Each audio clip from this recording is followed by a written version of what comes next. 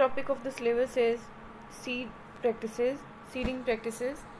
तो इसमें हम लोग देखेंगे the seed and seeding practices. Seed किस तरीके के होने चाहिए, the choice of seeds, what kind of choice of seeds should be, and seeds को सो करवाने के टाइम पे कौन कौन से चैलेंजेस हैं जिनको हमें फेस करना होता है, and what are the methods to sow the seeds, and उसके बाद what are the precautions that we should follow to save the seedlings and get the proper plant from the seeds. सबसे पहले choice of seeds है. सो seed की choice के में सबसे पहला जो मेजर पॉइंट है कि सीड्स बहुत ज़्यादा पुराने नहीं होने चाहिए. The seeds should be the germinating one. Seeds capable होने चाहिए जर्मिनेशन के लिए. तो उसके लिए हम देखेंगे the use of certified seed of suitable variety is recommended. तो सर्टिफाइड होने चाहिए सीड्स suitable variety के. certified seed is tested to ensure genetic purity यानी genetically proteins जो हैं they are good in quality and able to germinate. good germination, जिनका germination अच्छा हो, plant से seed से plant जो है वो अच्छे तरीके से निकल सके. minimal weed seed content, तो सीड्स के बीच में वीड्स का सीड कंटेंट कम होना चाहिए. And consistently yields better than farm saved seeds. और अपने जो खेतों से बचाए हुए सीड्स हैं उनसे ज़्यादा उसकी उपज जो है, यील्ड जो है वो आनी चाहिए. Producing a higher net return from the crop, तो क्रॉप में से हायर नेट रिटर्न इस तरीके से मिल सके हमें. ऐसे सीड जो हैं वो चूज़ करने चाहिए. Choosing good seed is critical. Choosing the good seeds is critical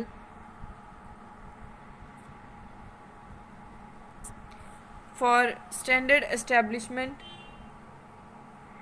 Reductions in plant stand and seedlings vigor will occur if damaged seed has as cracked, split or blighted or moldy. तो जो seeds चुनने के लिए जो हमारे पास जो बातें हैं जो ध्यान में रखनी चाहिए वो है कि सीड जो हैं वो टूटे हुए ना हों. उनका जो आउटर कवरिंग है, जो बाहर की शेल है वो टूटी हुई ना हो, उसमें से क्रैक ना हो, डैमेज ना हो. और जो सीडलिंग्स हैं वो ईज़िली ग्रो हो सकें उसमें से. या सीड्स जो हैं वो फ्रोज़न सीड्स जो हम यूज़ करते हैं उनकी वायबिलिटी जो है वो ख़त्म ना हो चुकी हो. Seedlings with inadequate vigour tend to be negatively affected by the previous seasons showing and harvesting conditions as well as by soil pathogens. तो सीडलिंग्स जो हैं जिनमें नेगेटिवली अफेक्टेड रहते हैं जो, उनको हमें अवॉइड करना चाहिए for growing. Seedlings produced from damaged seed may germinate very slowly and may also give injured root tips. तो जो सीडलिंग्स डैमेज्ड सीड में से निकलते हैं तो उनके वो धीरे ग्रो करेंगे और उनमें से रूट टिप्स जो हैं इंजर्ड भी हो सकती हैं, ब्रोकन और क्रैक्ड. कटाइलिडन टूटे हो सकते हैं. स्प्लिट हाइपोकटाइल स्प्लिट हो सकते हैं, दो भागों में डिवाइड हो चुके हो सकते हैं. ट्विन रेडिकल्स जो हैं वो दो रेडिकल्स निकल सकते हैं. Radicles trapped inside the seed coat. Radicle जो है वो सीड कोट के अंदर ही ट्रैप्ड रह के ग्रो करता रह सकता है. And roots that are blunt, broken, long and spindly or gnarled and distorted. All of these conditions may affect the stand establishment and can reduce the overall yield. तो इस तरीके से इन बातों की वजह से जो ओवरऑल यील्ड है उसके ऊपर बहुत बड़ा इफेक्ट पड़ सकता है. The flax seed coat.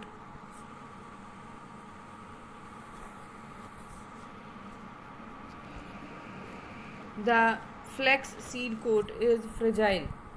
तो सीड कोट जो है वो फ्रेजाइल होता है, आसानी से टूट सकता है.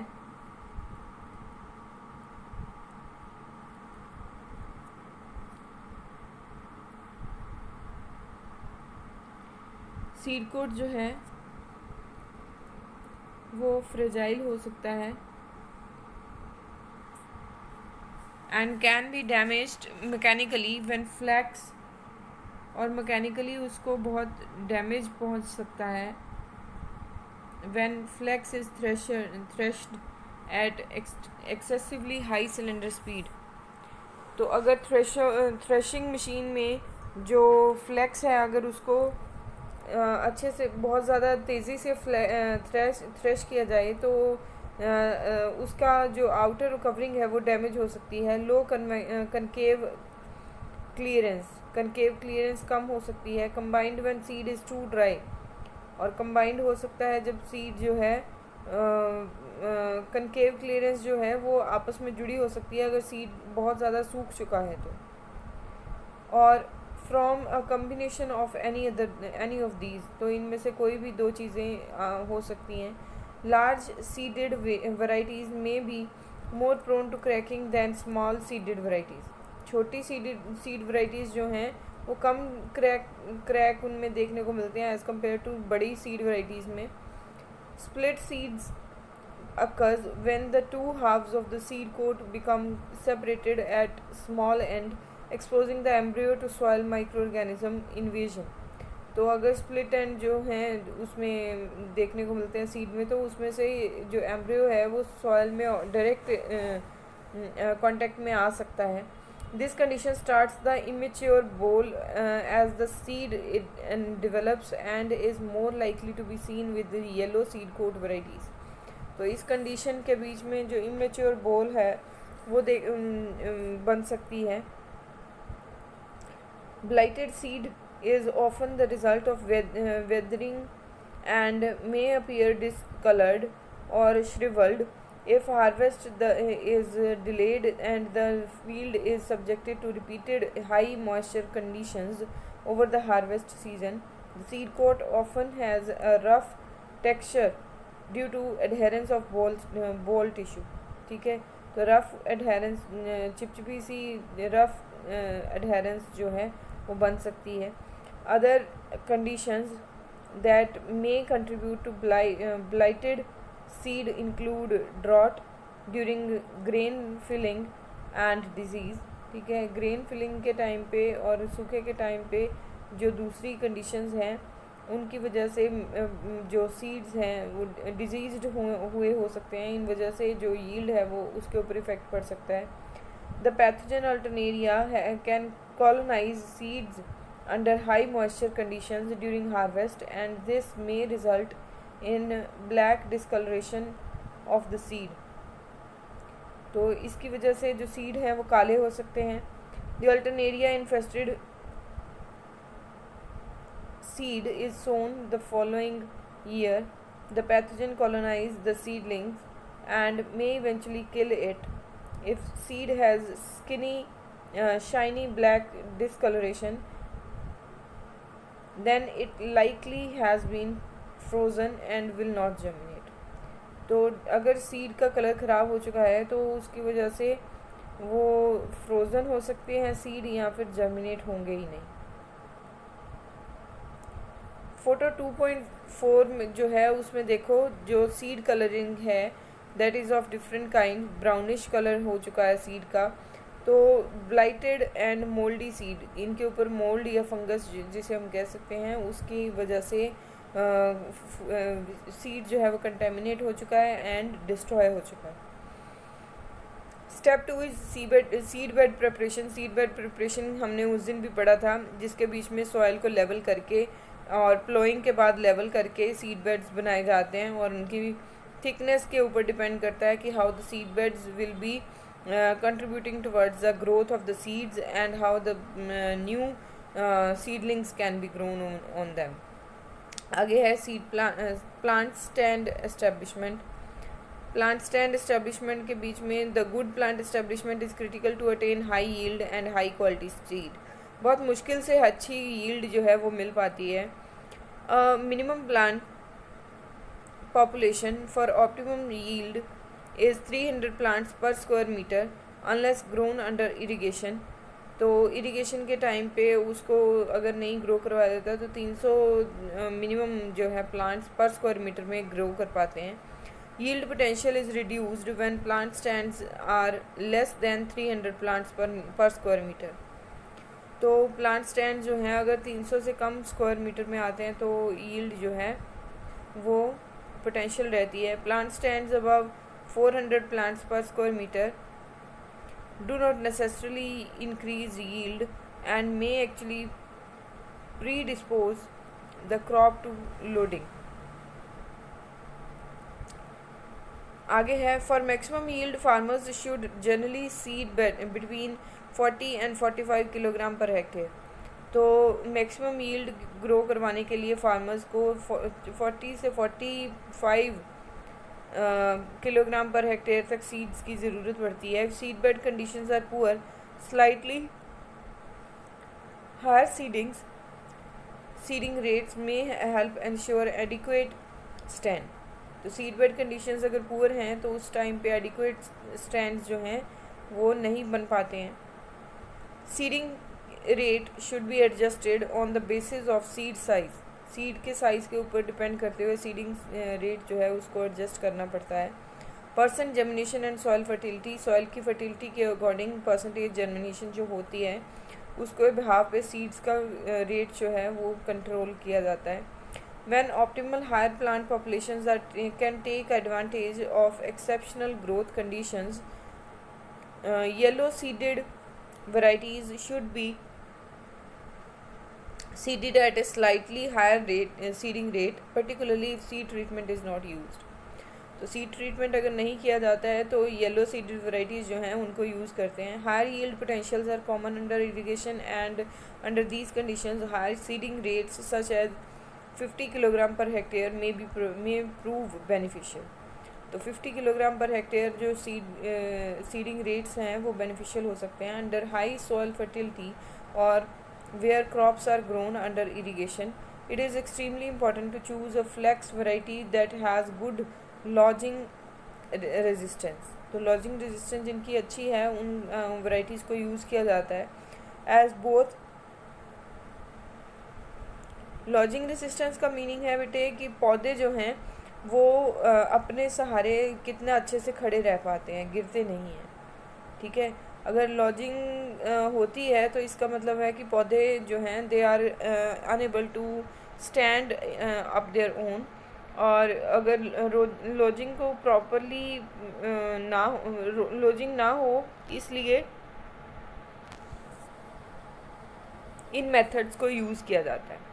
It is extremely important to choose flax variety that has good lodging resistance. तो लॉजिंग रेजिस्टेंस होना ज़रूरी है। As both high soil fertility and increased moisture conditions increase the potential for lodging. तो सॉइल अगर ज़्यादा फर्टाइल है और moist भी है तो उस केस में लॉजिंग के लिए पोटेंशियल ज़्यादा बढ़ जाता है प्लांट का, यानी प्लांट जो है वो लॉजिंग को सरवाइव करने में कैपेबल हो जाता है, वो गिरेगा नहीं पौधा। सवियर लॉजिंग इन फ्लेक्स में रिड्यूस यील्ड बाय 30%। अगर पौधे गिर जाते हैं तो यील्ड जो है वो 30% तक कम हो सकती है। Whereas severe lodging in cereals में reduce yield by half that much. अगर पौधे गिर जाते हैं तो आधी यील्ड भी कई बार कम हो जाती है। While flax is not prone to sclerotinia, stem rot sclerotinia can occur under lodged conditions where flex stems are in contact with the soil। तो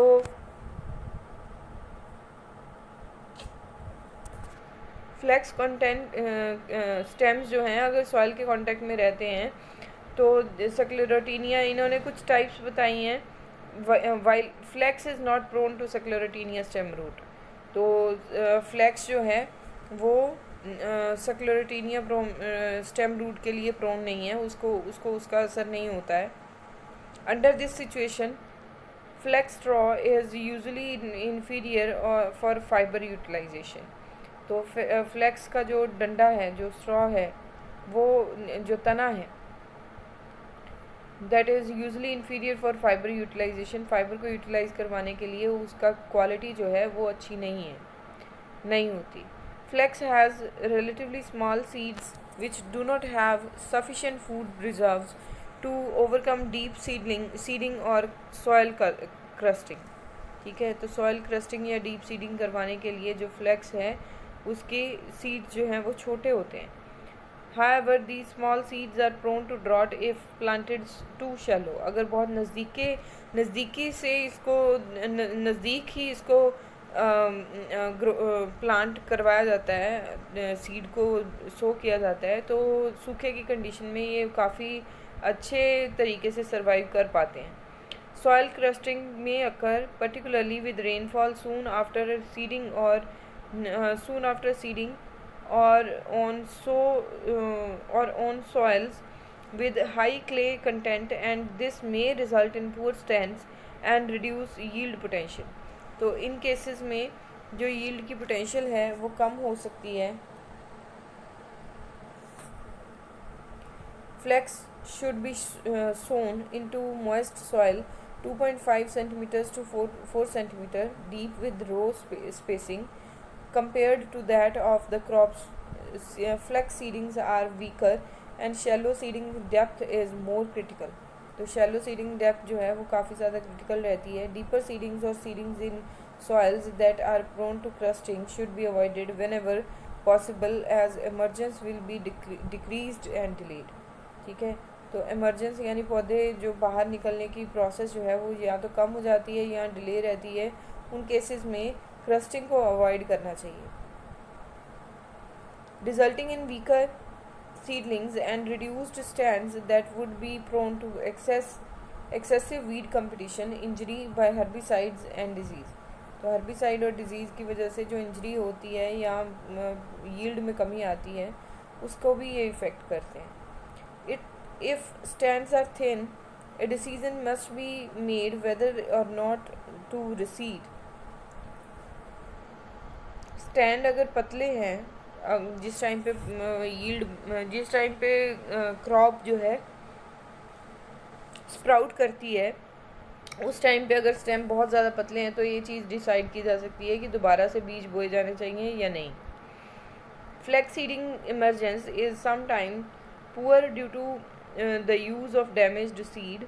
अगर सीड डैमेज हो जाते हैं तो जो सीडिंग इमरजेंस है, सीडलिंग जो बाहर निकलेंगे उस चीज़ को दिखा जा सकता है उसी टाइम पे.